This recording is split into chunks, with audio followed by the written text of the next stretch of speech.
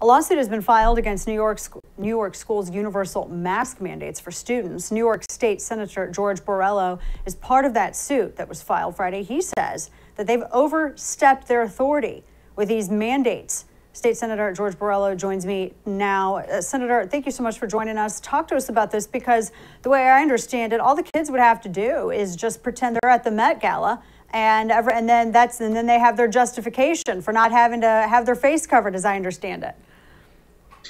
Well, yeah, there's certainly a large amount of hypocrisy there. That's rather common, unfortunately. I think when you look at this, and I want to echo something I know that you have said, that just because I'm against mandates doesn't mean I'm against masks or vaccines. This is about mandates, and I think probably the number one lesson that we have learned from this pandemic is that handing this unfettered dictatorial power to the executive branch is dangerous. It's dangerous for our democracy. And that's the basis of this lawsuit. The New York State Department of Health has overstepped its bounds. It has filed this mandate, and the justification just isn't there. They literally have avoided giving any kind of a true justification for why this emergency can be enacted. They have this workaround over normal procedures, and they've used this workaround to create this emergency mandate without giving the proper justification. Therefore, they are in violation of the separation of powers here in New York.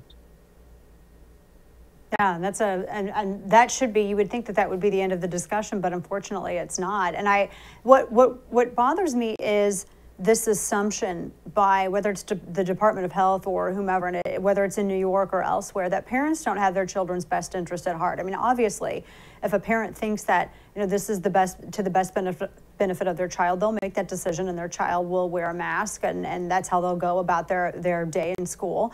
And it really should be left up to the parents, who know their kids better than anybody. And this universal one-size-fits-all approach isn't the best way. And from what I understand, as it is, really with how it's been elsewhere, including California, also with this mandate, there's no exception. Like, what if a student has asthma? What if there's some kind of some other issue? I mean, there are actual reports of students who are actually allergic to those types of face coverings, and they're not able to wear something like that for a full multi-hour day. Those exclusions aren't taken into consideration, which then makes me think, is this really about the health and the best practice for kids and teachers and faculty? Well, and that brings up a good point. Part of an emergency justification is to say, here's all the things that we are going to do. And they just dropped this on everyone, and it created some chaos. It started off with a mandate that all of a sudden 2-year-olds had to be masked in daycare centers. And that created a lot of problems. But on top of that, if you really want to get to comply, it's not by forcing them to do so. It's by educating them. It's by coming up with common sense alternatives, like you said. If a family says, I don't want to send my child to school with a mask on, do you have a plan to ensure that child is still going to be able to learn through remote learning or whatever it might be? And the answer is no, there is no plan.